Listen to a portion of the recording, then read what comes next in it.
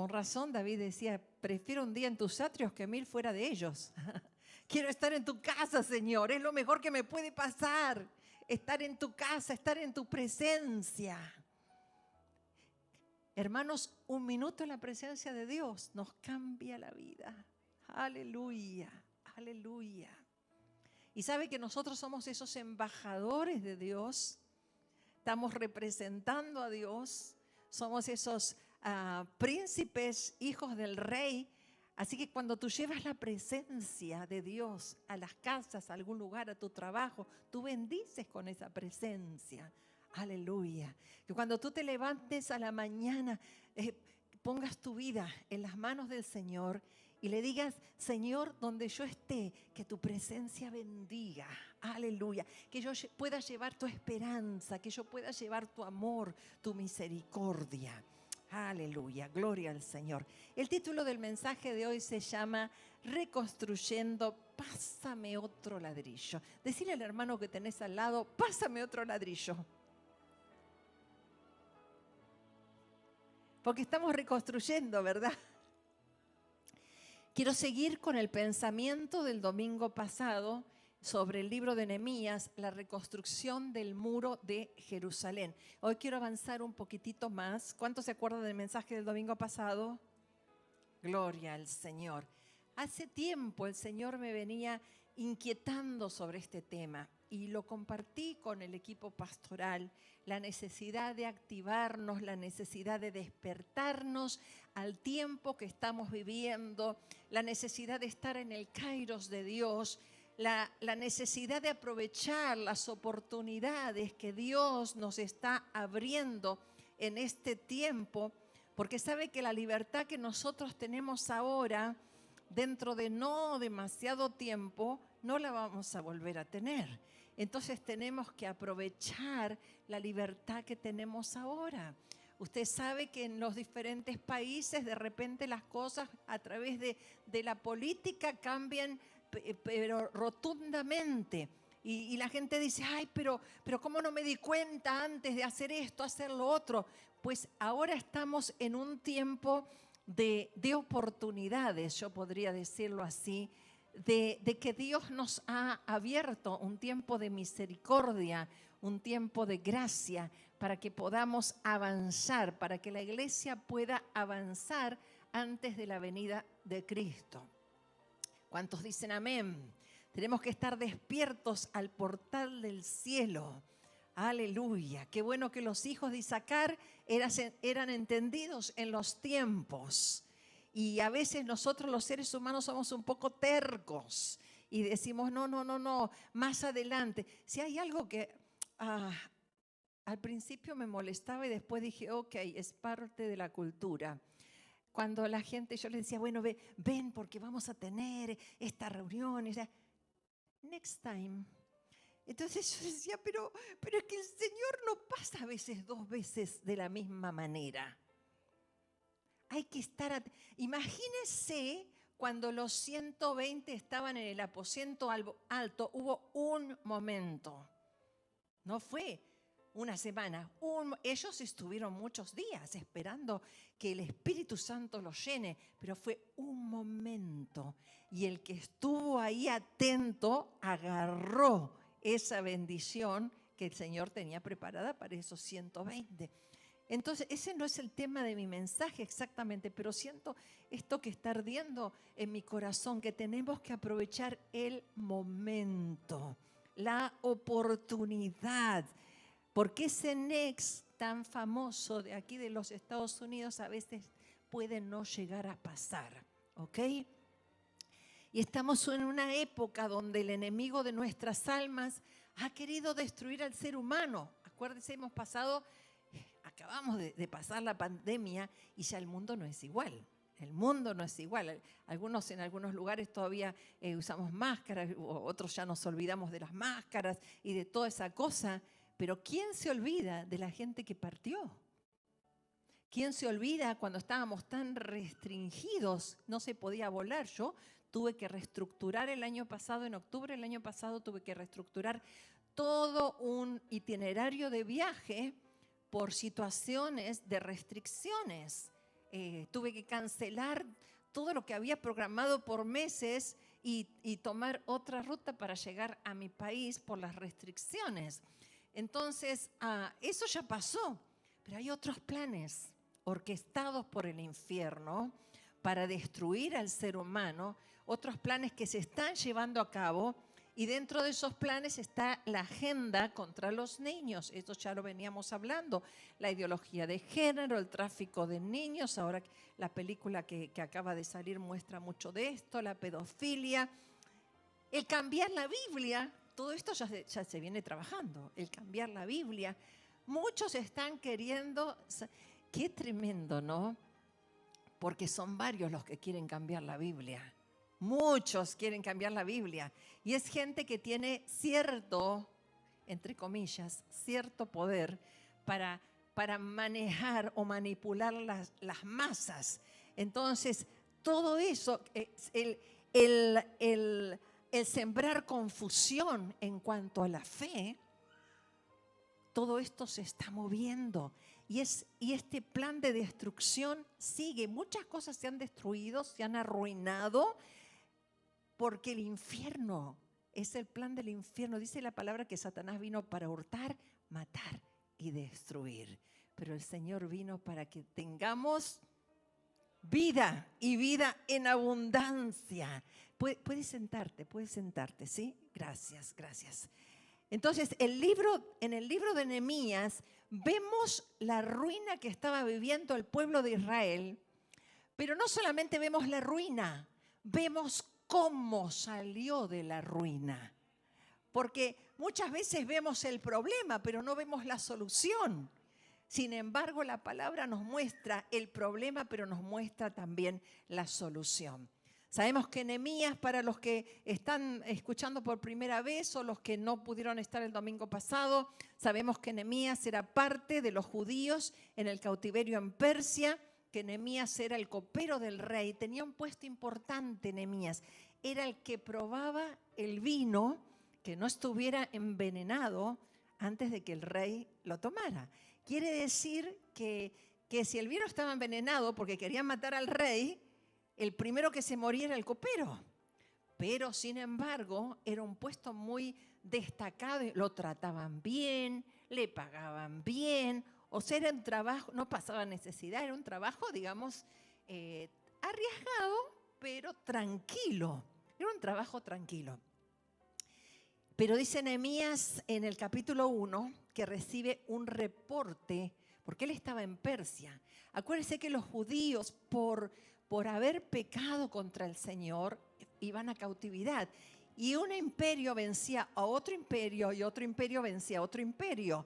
Entonces, los primeros fueron cautivos de los asirios y después fueron cautivos de los babilonios y después fueron cautivos, cuando el imperio se hacía más poderoso, un imperio vencía al otro. Después fueron cautivos de los persas. Entonces, Nehemías se encuentra cautivo, pero sirviendo al rey en Persia. Entonces, dice en el capítulo 1, en el versículo 3, que recibe un reporte malo, un reporte negativo, porque dice, ¿qué está pasando allá en Jerusalén? Él estaba lejos de Jerusalén.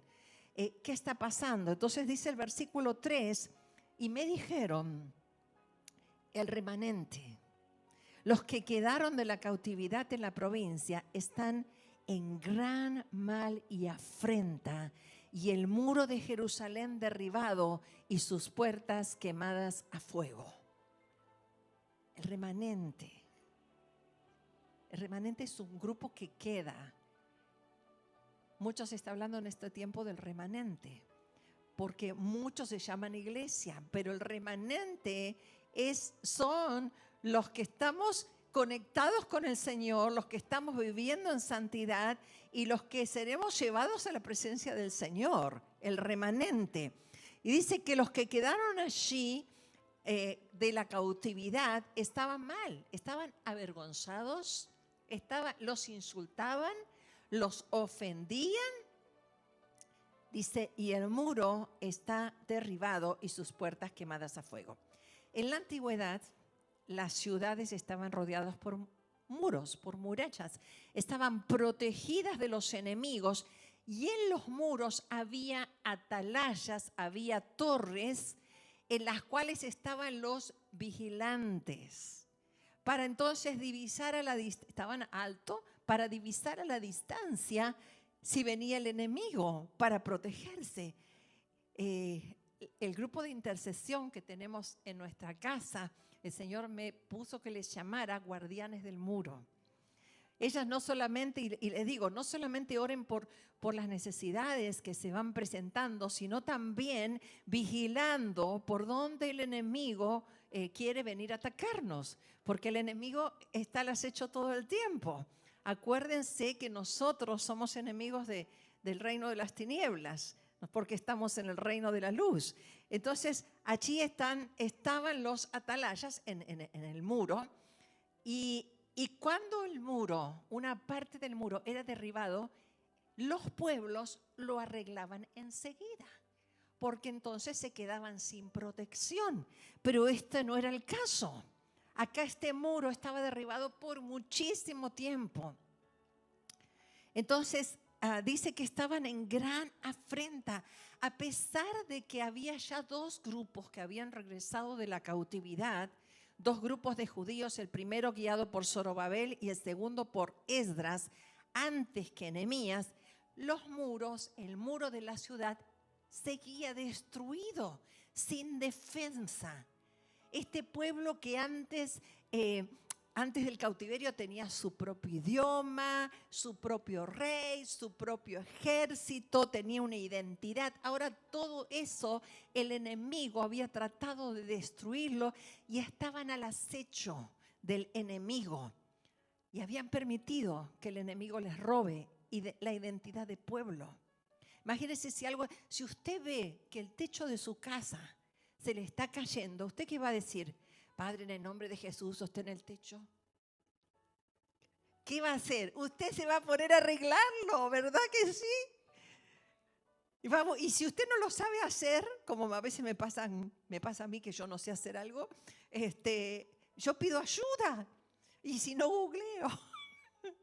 Enseguida, es muy fácil en este tiempo googlear. El otro día tenía un nido de avispas. Dije, ay, pero ¿de dónde salió esto?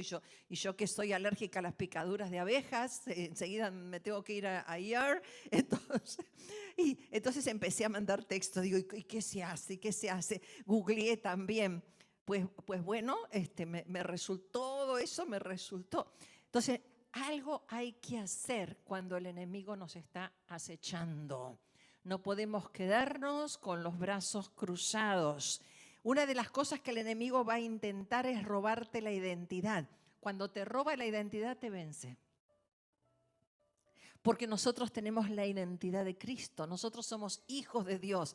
Como hijos de Dios, somos fuertes. Somos poderosos porque nuestro papá es poderoso.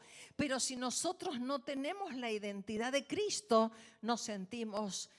¿Cómo nos sentimos? Nos sentimos unos pobrecitos, nos sentimos huérfanos, nos sentimos todo lo negativo. Y eso es lo que el enemigo había tratado de robarles al pueblo de Dios, la identidad. Cuando tú te posesionas como hijo de Dios, por más ataque que venga, tú sabes que tu papá venció y te va a proteger y te va a proveer y vas a salir en victoria. ¿Cuántos decimos amén? ¡Aleluya! Entonces, ¿cómo podían estar en su tierra y no hacer nada? Esperando que el otro lo haga, tal vez.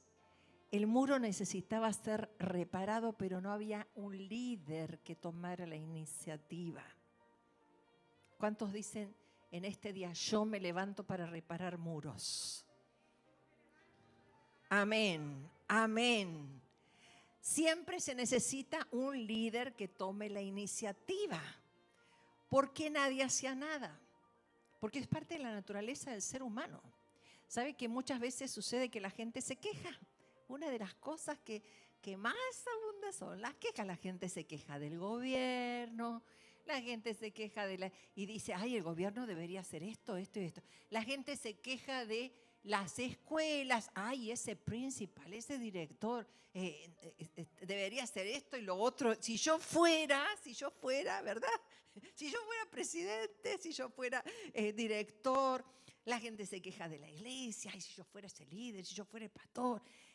Pero no pasa de una simple queja, no hacen nada para solucionar el problema. Así de qué sirve quejarse y permanecer en la misma situación. Entonces se necesita tomar iniciativa de liderazgo. Si en tu casa hay un caos, tú te tienes que levantar. No a pelear, sino a buscar una solución. Hubo un tiempo donde le decíamos a nuestros obreros y líderes, no me traiga problemas, tráigame soluciones. Porque muchas veces la gente va al pastor y dice, bueno, hay este problema. Y así se queda con los brazos cruzados. Muchas veces yo digo, ¿y cómo podemos solucionarlo? Porque problemas hay siempre, pero necesitamos encontrar soluciones. Humanamente podemos encontrar soluciones cuando pensamos, pero también cuando el Espíritu Santo nos viene con esa unción, esa gracia, ese espíritu de sabiduría para encontrar soluciones que no las habíamos pensado antes, que de repente tú te acuestas, estás orando por eso, tú te acuestas y te dormiste, pero cuando te despiertas a la mañana, tú tienes ya la solución. ¿Cuánto les ha pasado esto? Es el Señor que nos ilumina para que podamos tener esa solución en nuestra mente, ¿no? Entonces, si tú tienes un esposo, tú dices, no, pero ¿cómo voy a pasar por encima del liderazgo de mi esposo? Pero no tienes que pasar por encima del liderazgo de tu esposo. Solamente tienes que agarrar. Si tu esposo no agarró el tema de la oración, agárralo tú. No tienes por qué pasar sobre él. Agarra tú y ponle límites al enemigo para que no te robe en tu casa. Aleluya. Tal vez tú dices, bueno, pero yo tengo que hacer de padre, de madre, estoy cansada. Pero si tú no te levantas, el enemigo va a tomar ese lugar. Porque así es como obra el enemigo. Entonces, en el caso de Nehemías, dice que se afligió. Fíjese, Nehemías 1:4. Nehemías 1:4 dice, cuando oí estas palabras, me senté y lloré e hice duelo por algunos días. Estuve mal. Ay, no, pero si sos espiritual no se te permite estar mal. ¿De dónde sacó eso? Si la palabra nos muestra que las personas somos de carne y hueso. Y que cuando reconocemos nuestra necesidad y clamamos al Señor, es ahí donde el poder de Dios se manifiesta. Entonces acá dice, me senté, lloré. Ay, como que un hombre no llora. ¿Cómo así? ¿Que lloró? ¿Qué aniñado? ¿Qué? No. Dios nos hizo con emociones, hermanos. Si dice que el Señor se entristece también, y Él es Dios. Me senté, lloré, hice duelo por algunos días. No fue para siempre, no fue por años, fue por ¿cuántos días? Algunos días. Quiere decir que se nos está permitido llorar, hacer duelo, todo eso, pero no forever and ever, sino por un tiempo, ¿verdad? Entonces, el primer paso es orar y ayunar. Y eso lo tenemos claro, lo hemos aprendido. Gloria al Señor. Tenemos que poner más tiempos de ayuno en este tiempo. Pero luego del ayuno y la oración viene el arrepentimiento. Porque si yo estoy orando y ayunando, pero mi corazón no se arrepiente de nada, algo está pasando que no está bien. Porque cuando yo me presento delante de la presencia de Dios, que es luz, veo todo lo que no está bien en mi vida. ¿Cuántos dicen amén? ¿Cuántas veces creemos que estamos bien? Pero cuando estamos delante de su presencia, el Espíritu Santo con amor nos hace ver, no nos condena, nos dice, mira esto, mira lo otro. Y cuando somos obedientes, quitamos todo lo que le desagrada al Señor Y qué bien que nos hace. Y podemos entonces entrar en esa dimensión, en ese tercer cielo, en esa comunión con el Señor, donde el Señor revela sus secretos. Aleluya, gloria a Jesús. Si nosotros queremos avivamiento, tenemos que arrepentirnos. Tenemos que perdonarnos, tenemos que vernos con ojos de compasión y misericordia los unos a los otros, si no, nada va a suceder. Vamos a ser como tantos otros que van a las iglesias y nunca pasa nada. Hay iglesias, hermanos, llenas de gente, pero que van a la iglesia por costumbre, que salen y vuelven a pecar como cualquier persona que no conoce al Señor. Que no nos pase eso. ¿Cuántos dicen amén? Que el Señor nos guarde. Entonces Nehemías con todo esto pide traslado. No sé cuántos han pedido traslado de trabajo. Generalmente cuando se pide un traslado es para mejor el trabajo. Te pagan mejor, estás más cómodo. Bueno, él pide traslado importante de la capital a un trabajo peligroso en un lugar lejano. Porque el trabajo al que se iba a enfrentar él era más peligroso que el que tenía antes. Era un hombre de desafíos, era un hombre que le gustaba los desafíos. No sé a cuántos nos gustan los desafíos. Algunos dicen, no, mejor soldado que huye, sirve para otra guerra. No, hermanos, acá somos valientes. Acá nos gustan los desafíos. Porque él deja la comodidad, porque dice, la misión que yo tengo es más importante que mis propios planes. La misión del reino es más importante que mi propia vida. Por eso él deja la comodidad. Hoy en día el Señor requiere sacrificio, hermanos, para servirle. Yo crecí en la escuela del sacrificio. Los de mi generación hablamos un idioma. Yo cuando me encuentro con pastores o hablamos por teléfono, por mensaje, por messenger, por lo que sea, que nos comunicamos, me encuentro con personas que hemos crecido en la escuela del sacrificio, donde tú estabas enfermo y tú seguías sirviendo al Señor. Tú estabas por ahí que te desmayabas en el culto, pero ahí estabas parado, ministrando. Yo recuerdo hace 30 y pico de años atrás, nosotros siempre teníamos 2 filas, una era mi esposo y otra yo, así de gente, y era una iglesia bien grande, que el Señor nos había permitido fundar y pastorear, la iglesia esa que siempre les cuento del año 78.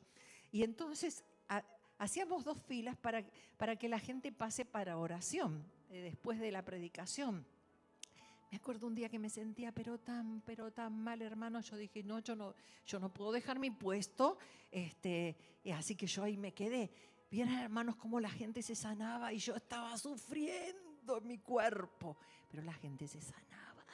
Porque así es el obrar de Dios, porque no depende de uno, depende del Señor, depende del mover de Cristo en el lugar. Y eso lo tenemos que aprender, porque cuando tú te sientes mal físicamente, tú eres un vaso, y si ofreces ese sacrificio para el Señor, que lo tienes que sentir, eso no te lo pueden obligar, ¿viste?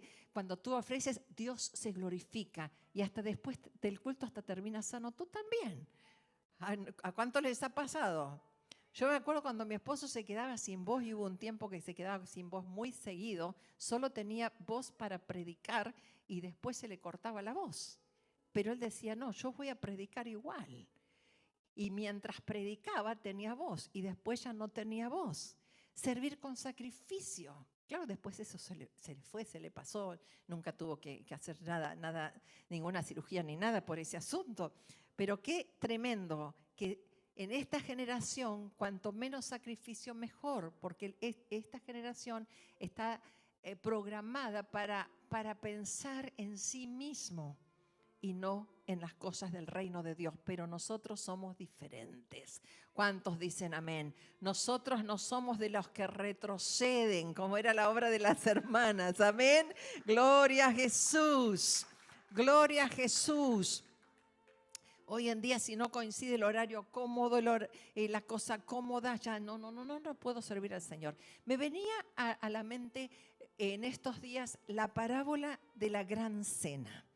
La parábola, no la vamos a leer ahora, usted puede anotar. La parábola de la gran cena se encuentra en San Lucas capítulo 14, versículos 15 al 24. Dice la palabra que un hombre, esto dice Jesús, porque Jesús hablaba con parábolas. Jesús dice, un hombre hizo una gran cena y invitó a muchos. Y a la hora de la cena envió a sus siervos a decirle a los convidados, a los que había invitado, dice, vengan que ya todo está preparado.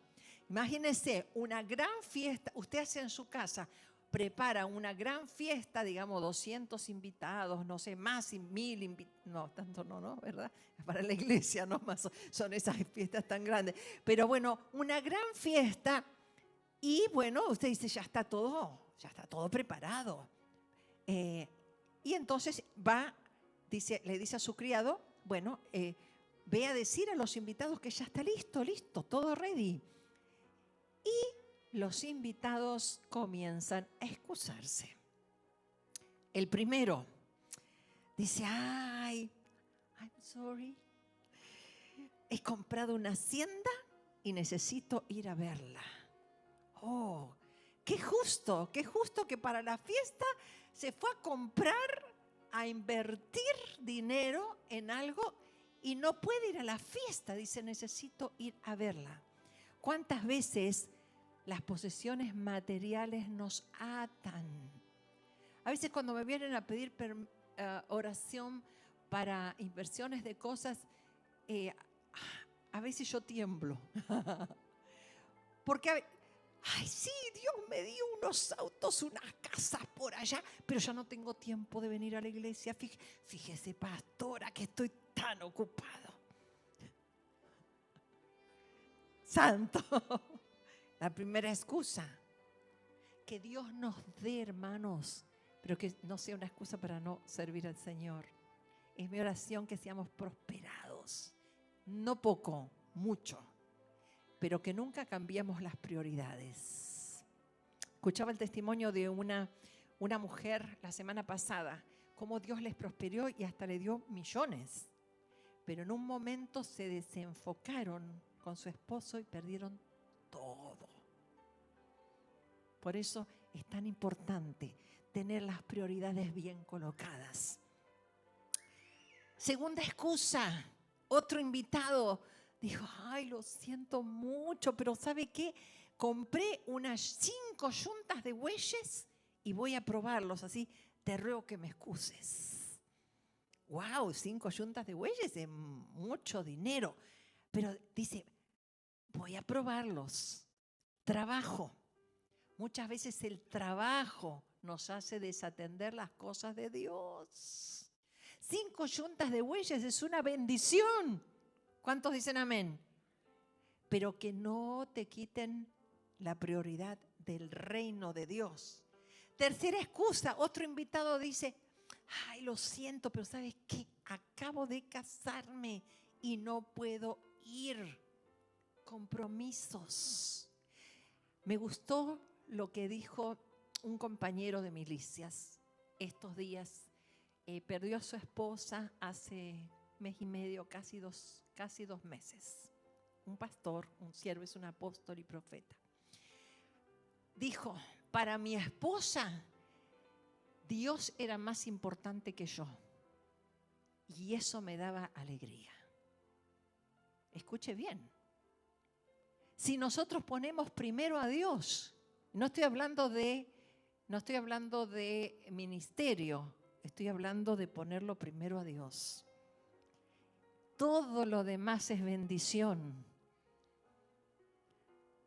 Me gustó, pero ¿cómo va a decir que le gustaba que para su esposa Dios era primero que él?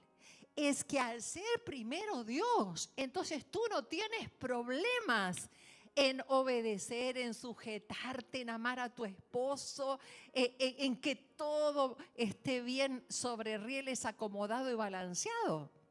Y si el esposo ama más a Dios que a su esposa, no va a tener problema en tratarla como una reina, porque así Cristo trata a la iglesia. ¿Cuántos dicen amén? Hay algunas miraditas ahí. Qué bueno, eso me gusta. Resulta que todos los invitados estaban ocupados. Entonces le dice a su siervo, ok, no canceló la fiesta.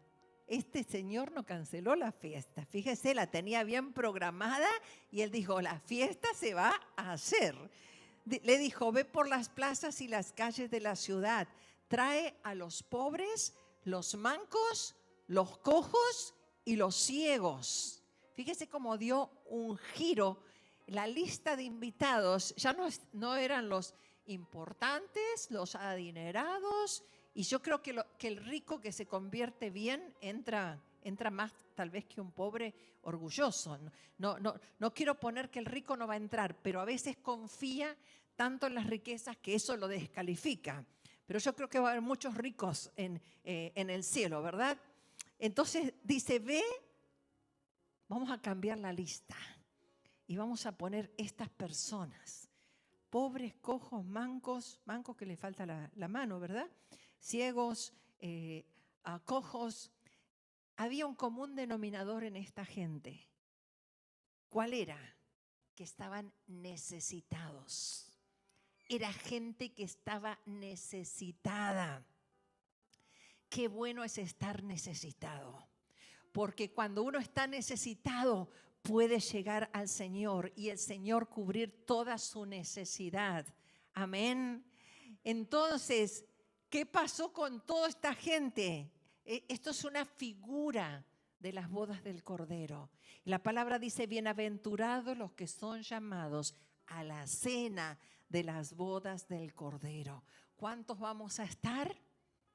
Los que damos, ahí veo las manos, los que dan excusas, no puedo por esto, no puedo por lo otro, no. Los que están dispuestos, los que dicen yo necesito del Señor, Él es el único que llena mi vida, Él es el que me fortalece, Él es mi todo. Esos son los invitados. Aleluya. Y en este tiempo Dios está diciendo, yo estoy preparando la cena. Yo estoy preparando el banquete, así que es tiempo de dejar la comodidad y de enfocarnos en la misión que Dios nos ha pedido que hagamos. Aleluya, gloria a Jesús. Y nos tenemos que preparar, hermanos, tenemos que salir de nuestra pasividad, de nuestro confort. Estaba recordando estos días, justamente porque estaba trabajando en nuestro seminario, el Hope International Seminary of Theology. Hace más de 22 años que pudimos registrarlo aquí en los Estados Unidos. Y el primer alumno no fue de los Estados Unidos, sino fue un pastor de Japón. ¿Puede creer? Un pastor de Japón. Dijo, yo me quiero capacitar. Pastor, hijo de pastor. Yo me quiero capacitar, yo necesito capacitarme. Hermanos, estamos en tiempos donde necesitamos la capacitación de Dios. Si usted todavía no se capacitó en el seminario, pronto vamos a tener graduación.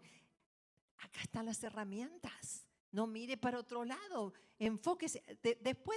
A veces la gente dice, ay, qué lástima en ese tiempo, si yo hubiera aprovechado la oportunidad. A veces las oportunidades pasan y te dejan. Muy bien, volvemos a Nehemías. Nehemías vio la urgencia de la situación, entonces se movilizó, se fue a Jerusalén y empezó a movilizar al pueblo. Y lo saca de la depresión a ese pueblo. Muchas veces cuando la gente está deprimida, no le da ganas de hacer nada. Aunque esté todo caído, aunque esté todo desordenado, aunque esté todo... ¿Ha observado usted? La gente deprimida no tiene fuerzas, no tiene energías para hacer nada. Y uno hasta se puede enojar con una persona así, pero está deprimida, no tiene energía. Esta depresión se asocia con desesperanza, no ve un futuro. Entonces Nehemías, que estaba viendo con los ojos de Dios, Nehemías estaba viendo con los ojos de Dios. Dijo, el enemigo haciendo de las suyas y nosotros teniendo un Dios tan grande. no, no, no, no, acá yo me levanto. Y Nehemías se va y empieza a sacar a la gente de la depresión y a reedificar. Cuando las cosas están mal, alguien se tiene que levantar. Hubo un tiempo en mi país donde había un dicho que circulaba, pero todo el tiempo. Ahora, cada tanto cambian los dichos de nuestros países. Ahora no sé cuál estará circulando, estoy fuera de moda ya, pero hubo un tiempo que decía, ¿y cómo estás? Uno le preguntaba al otro, ¿y cómo estás? Y el otro le contestaba, y mal, pero acostumbrado. Y esta gente estaba así, estaba mal, pero se había acostumbrado a estar mal. No veía cómo salir de eso que lo había detenido, porque no podían mirar al Dios al cual habían defraudado vez tras vez. No podían ver a ese Dios poderoso que había hecho prodigios en el pasado. No conocían de cerca a ese Dios de sus padres, de sus antepasados. Por lo tanto, estaban mal, pero acostumbrados. Entonces, Nehemías se mete en esa misión y cuando llega el pueblo le obedece. ¡Qué lindo! El pueblo le obedece. Sabe que la obediencia del pueblo en cumplir con la parte de reedificar el muro fue fundamental. La gente no decía, si no me lo dice Nehemías, yo no hago nada. El que escuche entienda. Si no me lo dice pastor, a mí que me lo tiene que decir ella. Hermanos, así no funciona. Esto trae carga al líder y frena la obra. Porque cuando se está trabajando en equipo, hay diferentes posiciones estratégicas de las personas y si todos obedecemos, todo va sobre rieles. Y no hace mucha, únicamente el rebelde dice, no, a mí que me lo venga a decir el presidente de la nación, porque si no, yo no me muevo. No ayuda eso, no ayuda. Al contrario, entorpece, trae carga, frena. Pero si todos trabajamos, y yo creo que estamos aprendiendo, ¿verdad? Estamos aprendiendo, si todos trabajamos en armonía. Entonces es como todo el cuerpo, ¿verdad? Todo el cuerpo que está obedeciendo al cerebro y cada parte hace lo suyo. Entonces, dice la palabra del Señor que esta gente se puso a trabajar sin respirar casi, porque dice, en una mano tenían la espada y en la otra mano, con la otra mano trabajaban. ¿Qué significaba esto? Que estaban pendientes del enemigo, porque el enemigo podía venir a acecharlos. Entonces, la espada era para defenderse y con la otra trabajaban. Y dice la palabra literalmente que no estaban siempre vestidos, no se sacaban la ropa, solo para bañarse.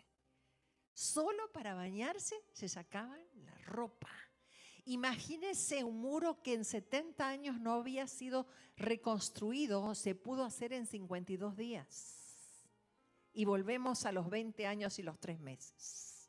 ¿Cuántos se acuerdan de eso? Mientras tanto, se infiltraba el enemigo, queriendo debilitar la tarea. Y le decía, pero si una zorra, pero se los puede tirar en un abrir y cerrar de ojos, ese muro. Y se infiltraban otros diciendo, ya vas a ver, Nehemías, tú te quieres hacer rey. Todo eso está escrito en la palabra. Tú te quieres hacer rey. Se lo vamos a decir al rey. Tú estás tratando de armar una confabulación para hacerte rey. Y todo eso se tenía que aguantar Nehemías. Los engaños que le estaban fabricando para sacarlo de la obra. ¿Sabe que cuando Dios pone una misión en nuestras vidas, siempre el enemigo va a tratar de distraernos? La pandemia fue una distracción para la Iglesia de Cristo. Nos desenfocó, nos hizo enfocar en la necesidad del momento, fuera de lo que fue la enfermedad y el virus, que se podría platicar demasiado acerca de dónde se originó y bueno, y dónde salió y en qué laboratorio y en dónde. Fuera de todo eso, la pandemia, las noticias desenfocaron la misión nuestra. Entonces, en este tiempo estamos reconstruyendo, en este tiempo nos estamos reenfocando. Uno de mis mensajes, uno de los primeros mensajes en medio de la pandemia que transmití por las redes fue del enfoque, que cuando Pedro se desenfocó de mirar a Jesús, me estoy acordando en este momento, y empezó a mirar las circunstancias, entonces Pedro comienza a hundirse. Pero qué importante que a pesar de las presiones podamos nosotros mantenernos enfocados en la misión. ¿Cuántos dicen amén? Entonces el enemigo les forzaba a reconsiderar la fe en Dios. ¿No es este un tiempo así, donde se está sembrando mucha duda? Mucha duda con respecto a todo, mucha duda con respecto a la Biblia, duda con respecto a la iglesia, duda con respecto a los ministros. Se está sembrando duda. Y cuando te siembran la duda es una semillita. Duda con respecto a alguna persona de la que te hablaron mal. Ese es justamente el problema del chisme. Te siembran la duda, ¿verdad? Entonces el enemigo estaba tratando de sembrarles toda esa duda. Y los muros caídos son una puerta de entrada para la depresión. Demasiada gente deprimida, demasiada gente sin esperanza. Pero Nehemías organizó, administró, alentó, puso freno a la oposición porque era un hombre de acción. Y dice Nehemías capítulo 7 que el muro fue reedificado, las puertas colocadas y entonces se reorganizó todo. Dice, se puso porteros, se puso cantores, se puso levitas, se puso un orden en todo lo que iba a ser el honrar a Dios. Póngase de pie, por favor. Entonces, con ese orden ya estaban listos para el siguiente paso. En el capítulo 8 hace entrada Esdras. Esdras, el sacerdote, el escriba, que se pliega al trabajo de Nehemías, que estaba gobernando en ese momento. Y dice la palabra en Nehemías 8:3. Y leyó en el libro delante de la plaza que estaba delante de la puerta de las aguas. Leyó desde el alba hasta el mediodía, en presencia de hombres y mujeres y de todos los que podían entender, y los oídos de todo el pueblo estaban atentos al libro de la ley. Imagínense cuántas horas, desde el alba hasta el mediodía, y la gente no se dormía como algunos duermen en el culto, desde el alba hasta el mediodía. ¡Wow! Y no estaban cantando, estaban escuchando. Leer. Dice, el pueblo estaba atento. ¿Qué pasa cuando escuchas palabra de Dios? ¿Estás atento? No me quiero perder nada. Necesito que el Señor me dirija. Quiero recibir bien todo lo que viene de parte de Dios. Y dice la palabra que mientras Esdras leía, el pueblo se entristece. Porque la palabra te confronta. La palabra a veces te ofende porque te hace ver tu condición. Pero entonces Esdras le dice, bueno, pero no se entristezcan. Ahora ya, esto ya pasó porque estamos frente a nuestra condición y estamos arreglando esta situación. Le hemos encontrado la solución. Estamos encaminados a lo que Dios quiere para nuestras vidas como nación, como pueblo. No se entristezcan. El gozo del Señor es nuestra fortaleza. Aleluya. ¿Cuántos dicen amén? Aleluya. Aleluya, el gozo del Señor es nuestra fortaleza. Cuando tú estás triste, tú no tienes fuerza. Te duele todo el cuerpo. Estás triste y te duele, aunque no estés enfermo, te duele todo el cuerpo capaz. Pero sí, es así, porque está enviándole señales, nuestra mente le está enviándole señales a nuestro cuerpo de que baje. Pero cuando tú estás contento, dice que el espíritu alegre es medicina para los huesos. Aleluya. Por eso el diablo te quiere robar el gozo. El diablo es un ladrón del gozo del pueblo de Dios. Y dice acá la palabra, no se entristezcan, el gozo del Señor es nuestra fortaleza. El diablo, ya estoy terminando, el diablo viene para destruir los muros de protección de tu casa, de tu familia. Y uno de los muros de protección que tal vez has descuidado, y yo quiero hacer un llamado a nuestro pueblo, es el muro de la comunión con Dios. Por ahí es donde el diablo empieza a robarnos, porque cuando tú te desconectas de la fuente de vida, los problemas empiezas a tener malos entendidos con la gente, con tu familia, te dicen una cosa y tú estás entendiendo como que es una indirecta. Mire, yo lo siento clarito esto de parte de Dios. Tú estás entendiendo como que es una indirecta. Oh, no me lo dice directamente, me lo está queriendo decir, pero no me lo dice. Te empiezas a enojar, te empiezas a ofender, le contestas y sin leña se apaga el fuego. Pero acá se agrega leña y se agrega leña y se agrega leña. Y entonces el enemigo contento, porque ese es su plan, destruir. Mas sin embargo el Señor en este día nos dice, vamos a reconstruir. Y le vas a decir a tu familiar, le vas a decir a tu hermano que está cerca tuyo, pásame otro ladrillo, porque el enemigo...